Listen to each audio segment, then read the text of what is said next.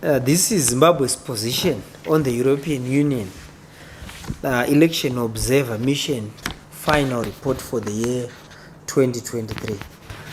The government of the Republic of Zimbabwe takes note of the misleading and biased European Union Election Observation Mission for the year 2023 in terms of the harmonized elections, which seeks to impinge Zimbabwe's democratic processes. The report focuses on a closed episode of our national political cycle, and Zimbabwe is now at the height of implementing His Excellency President E.D. Mnangagwa's development agenda. However, it is prudent to underscore the factual shortfalls of the European Union EOM final report, as it seeks to misrepresent the government's adherence to the demands of our constitution in ensuring that the harmonized elections was free and fair. The entire election fulfilled the tenets of our robust national democracy.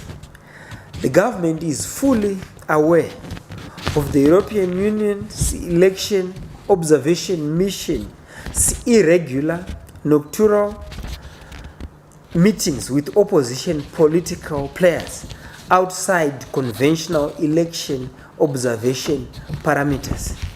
We also know that the European Union disbursed campaign funds to a particular opposition party in violation of the Political Parties Finance Act, and we also have substantial evidence of their clandestine operations with other election observer missions for the purpose of manipulating their reports in order to discredit the election outcome. At the same time, the government of Zimbabwe is aware of the colonial traditional reactionary aspersions of those perennially inclined to subvert the will of our people by misrepresenting facts about Zimbabwe's political environment before, during, and after the elections. Section 93 of the Constitution of Zimbabwe provides for the legal processes to be followed in the event that there are election disputes. However, after the announcement of the election results, there was no legal challenge to the process or the outcome of the elections, which gave legitimacy to the status quo. The outcome and conclusion of the elections was decided by the people of Zimbabwe on the 23rd and 24th of August 2023 elections. The adoption of the patriotic provisions in the Criminal Codification and Reform Act is in line with strengthening our national security interest. The amendment is also consistent with our sovereign privilege as any equal actor within the international community. The Cyber and Data Protection Act supports Zimbabwe's fulfillment of international law in combating cyber crimes and focuses on safety and security of citizens in the cyberspace. This law does not interfere with what the report refers to as infringement of social media and digital rights of the citizenry. As for the Private Voluntary Organizations Amendment Bill, it did not get presidential assent, resulting in its referral back to Parliament. Therefore, its perceived contentious provisions are still proposals.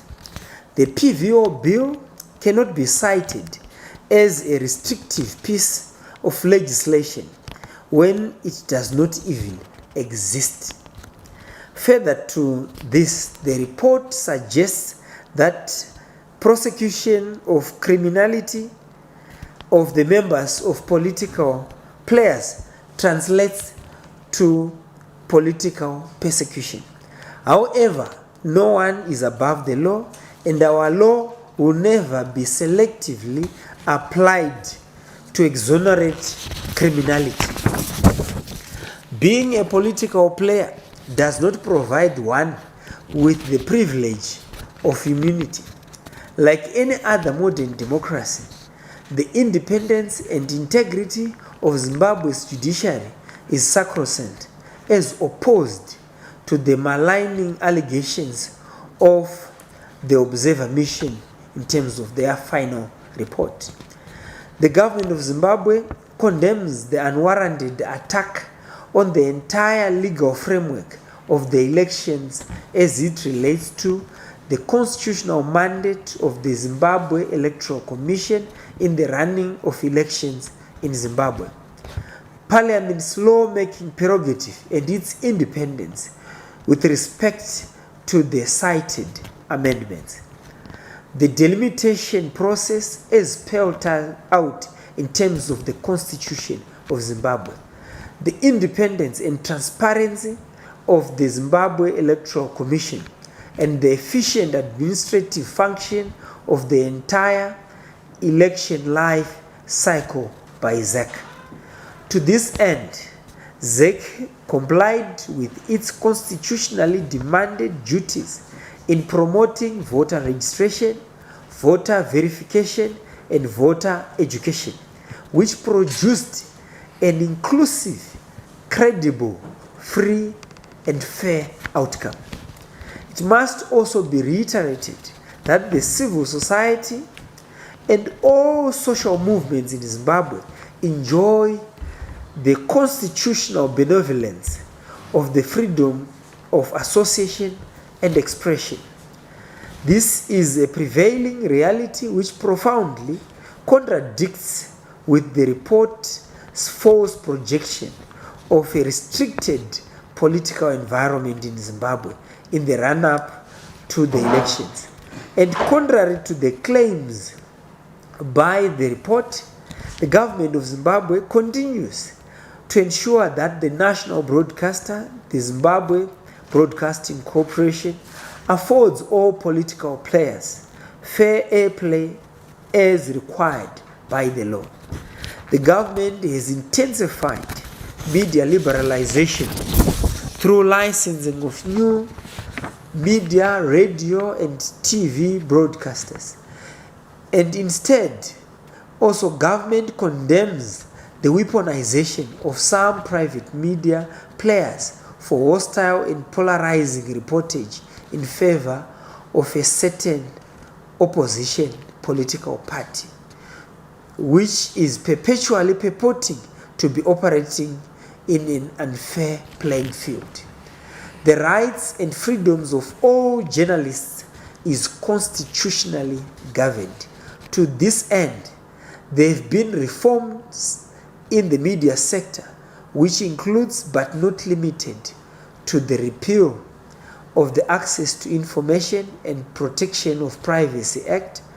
We now have the Freedom of Information Act, and under the new legal and operational circumstances, the issue of a restricted flow of information does not arise. The report also maliciously omits that under the policy of leaving no one and no place behind, the Second Republic introduced the youth quota and extended the women's quota in Parliament.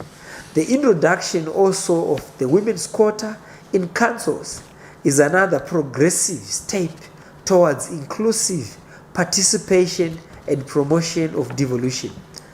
The new cabinet also reflects the inclusion of the youth and women in terms of the demographic dividend in the affairs of the state.